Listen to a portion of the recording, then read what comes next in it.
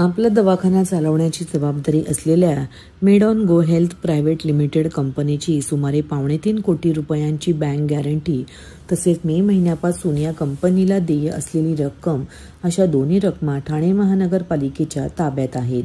आवश्यकतेनुसार त्या रकमांमधून आपला दवाखान्यासाठी नेमण्यात आलेल्या सर्व वैद्यकीय अधिकारी आणि कर्मचाऱ्यांचा पगार, जागांचे भाडे अदा करण्यात येणार आहे. त्या संदर्भातील महापालिका आयुक्त सौरभ राव यांनी सुस्पष्ट निर्देश दिल्याची माहिती उपायुक्त आरोग्य विभाग उमेश बिरारी यांनी दिली आहे. त्याचबरोबर नागरिकांची गैरसोय होऊ नये यासाठी ठाणे महापालिका क्षेत्रात महापालिकेच्या 33 आरोग्य केंद्रांच्या जोडीने केंद्र शासनाच्या योजनेतून नागरी आयुष्यमान आरोग्य मंदिरे या योजनेत 43 दवाखाने सुरू करण्यात आले आहेत. तर राज्य शासनाच्या हिंदू हृदय सम्राट बाळासाहेब ठाकरे आपला दवाखाना या योजनेत 12 दवाखाने सुरू करण्यात आले आहेत. नागरी आयुष्यमान आरोग्य मंदिरे या योजनेत आणखी 25 दवाखाने नोव्हेंबर 2025 अखेरपर्यंत सुरू करण्याचे नियोजन असल्याची माहिती उपायुक्त उमेश बिरारी यांनी दिली. आपला दवाखाना या उपक्रमाबाबत गेले काही दिवसात प्रसारमाध्यमातून सातत्याने वृत्त येत आहेत. त्यात हा उपक्रम बंद करून कार्यरत डॉक्टर आणि कर्मचारी यांचे पगार थकले असल्याचा उल्लेख आहे. या संदर्भात महापालिकेच्या आरोग्य विभागाने सोमवारी महापालिका मुख्यालयातील कैलासवासी नरेंद्र बल्लाळ सभागृह येथे पत्रकार परिषद घेऊन वस्तुस्थिती स्पष्ट केली. उपायुक्त उमेश बिरारी यांनी या पत्रकार परिषदेत या संपूर्ण उपक्रमाची वस्तुस्थिती विशद केली. त्यावेळी महापालिकेच्या माता व बालसंगोपन अधिकारी डॉक्टर वर्षा ससाणे उपस्थित होत्या. महाराष्ट्र राज्याचे तत्कालीन मुख्यमंत्री आदरणीय श्री एकनाथ शिंदे साहेबांनी जी आपला दवाखाना योजना सुरू केली होती ठाणे महानगरपालिकेच्या माध्यमातून, तेच मॉडेल जसंच्या तसं आता महाराष्ट्र शासनाने उचललं असून त्या स्कीमला आता हिंदू हृदय सम्राट बाळासाहेब ठाकरे आपला दवाखाना हे नाव दिलेलं आहे. आणि त्या नावाखाली ही जी योजना आहे संपूर्ण महाराष्ट्रभर राबवण्यात येत आहे. त्याचं पायोनियर आपलं ठाणे शहर आहे, याचा निश्चितच अभिमान सर्वांना असायला हवा. आणि ह्या योजनेच्या माध्यमातून आपल्या ठाणे शहरासाठी एकूण 12 दवाखाने मंजूर झालेले आहेत. आणि ते 12 हिंदू हृदय सम्राट बाळासाहेब ठाकरे आपला दवाखाना आपल्या ठाणे शहरात सुरू देखील झालेले आहेत. त्याचबरोबर केंद्र शासनाच्या माध्यमातून urban health wellness centre UHWC यालाच मराठीमध्ये नागरी आयुष्यमान आरोग्य मंदिर हे 68 मंजूर झालेले आहेत. आणि ते देखील आपल्या ठाणे शहरामध्ये सुरू होत आहेत. त्यापैकी 43 नागरी आयुष्यमान आरोग्य मंदिर ऑलरेडी कार्यरत झालेले आहेत. उर्वरित जे 25 आरोग्य केंद्र आहेत UHWC हे नोव्हेंबर एंड पर्यंत ते देखील सुरू होणार आहेत. तर त्याच्यामुळे आपला दवाखाना स्कीम धुळकात पडली असं जे संबोधन आहे ते चुकीचं ठरणार आहे. 46 आपला दवाखाना जे कॉन्ट्रॅक्टरच्या माध्यमातून राबवण्यात येत होते ते बंद झालेले आहेत. तथापि 80 नवीन दवाखाने ठाणे महानगरामध्ये सुरू होत आहेत.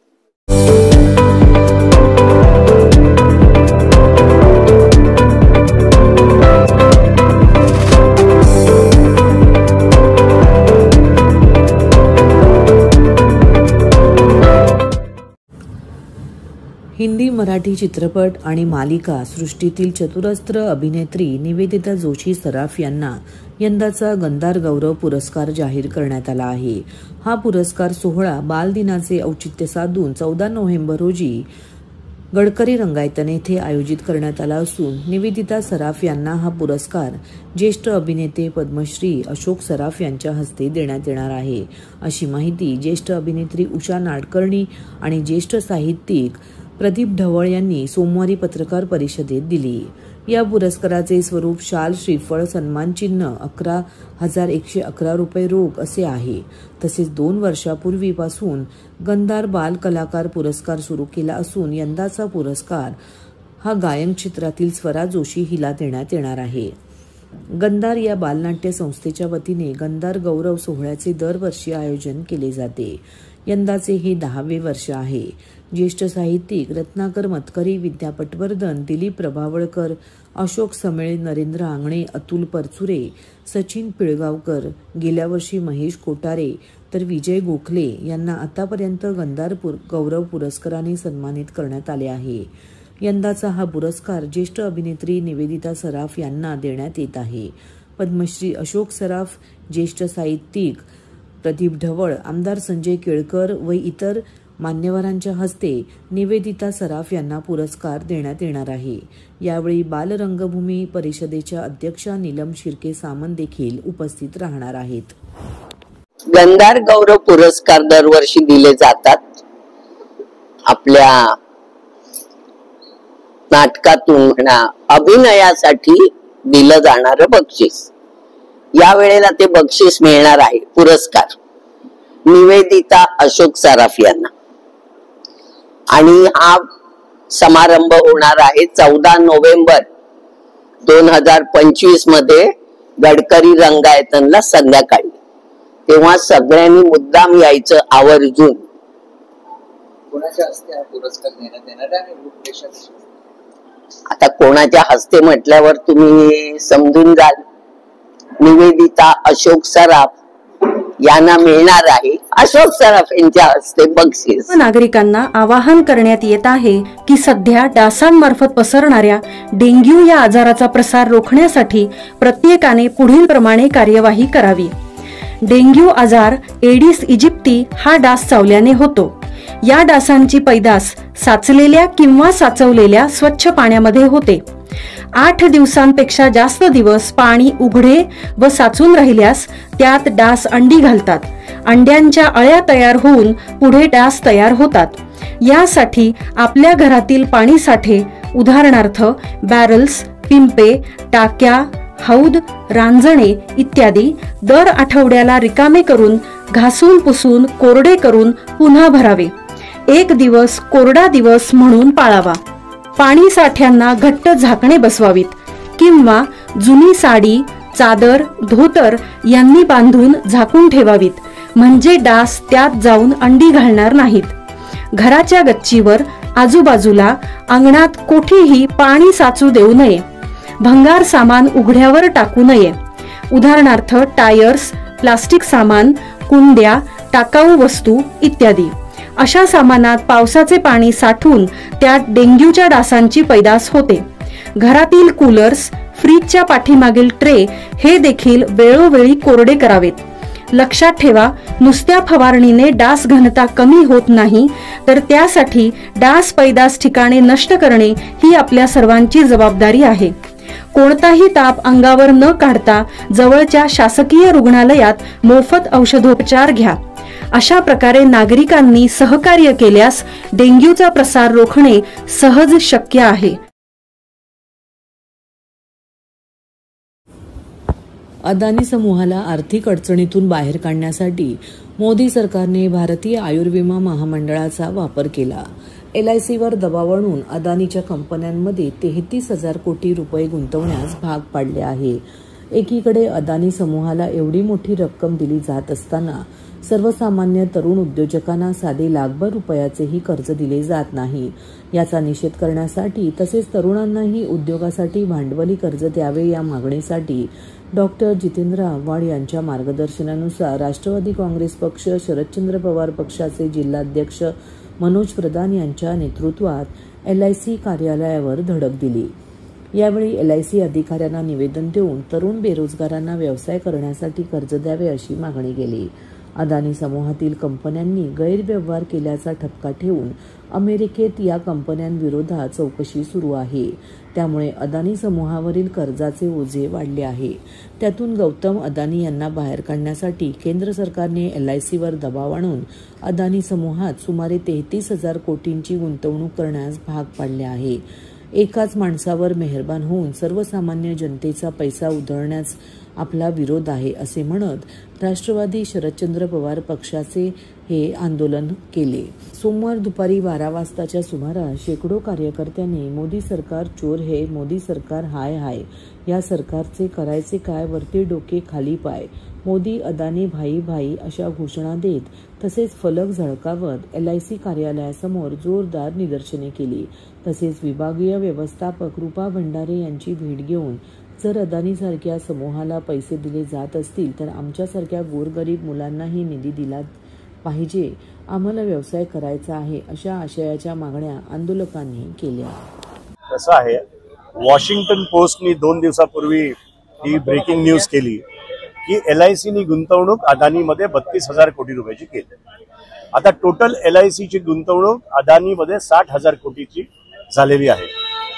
माझा मूलभूत प्रश्न आहे या सरकारला की आपण अदानींना एअरपोर्ट देतो, आपण अदानींना पोर्ट देतो, आपण अदानींना रस्ते देतो, मंदिरं दिली आणि हे सगळं करत असताना आपण त्यांच्यात गुंतवणूकही आपल्या माध्यमातून करतो।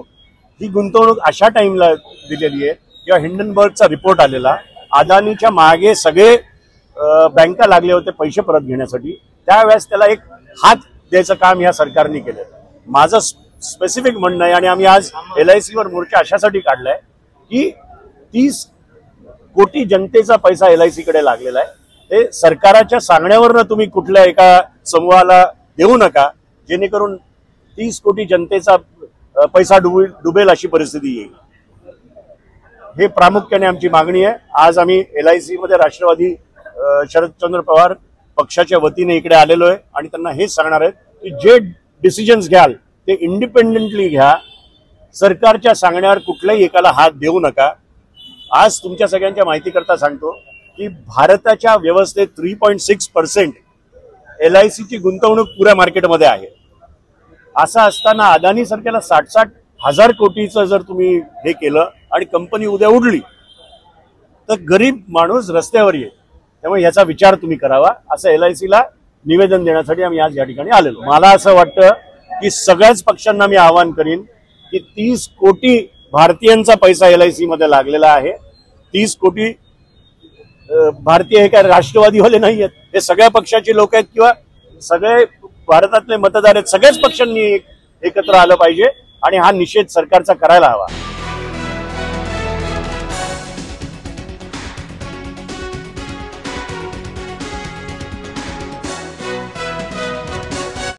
आजच्या डिजिटल युगात मोबाईल आणि लॅपटॉपशिवाय जीवनच अशक्य झालंय, पण या स्क्रीनच्या व्यसनाची मोठी किंमत आता शरीर मोजत आहे। जिल्हा सामान्य रुग्णालयाच्या फिजिओथेरपी विभागात येणाऱ्या तब्बल 50% रुग्णांना मानदुखी आणि कंबरदुखीचा त्रास असल्याचे निदर्शनास आले आहे। चुकीची आसनशैली, सतत बसून काम करण्याची पद्धत, शारीरिक हालचालींचा अभाव आणि लठ्ठपणा या कारणांमुळे कण्यावर ताण येतो आणि त्रास अधिक गंभीर होत जातो।